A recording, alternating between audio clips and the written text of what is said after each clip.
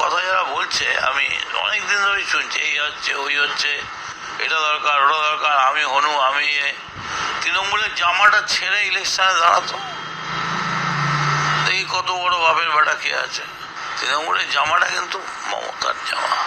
উৎসাহী ছেলেরা জামাটাকে আরো বেশি জামাটা সুন্দর করার জন্য অভিষেকের চকচকের ছবিগুলো আরো লাগিয়ে দিয়েছে। ববি হাকিমের দয়ায় রাজনীতি করি না, মদন মিত্রর দয়াতেও রাজনীতি করি না। তারাও যখন টিকিট পাননি তখন কি ধরনের আচরণ করেছিল অন্য কেউ না জানলে আমি জানি। মদন মিত্র যখন অ্যারেস্ট হলো 2 বছরের উপর জেলের ঘানি টানলেন, তখন তো এই জামা পরেই আপনি জেলের ঘানি টেনেছিলেন।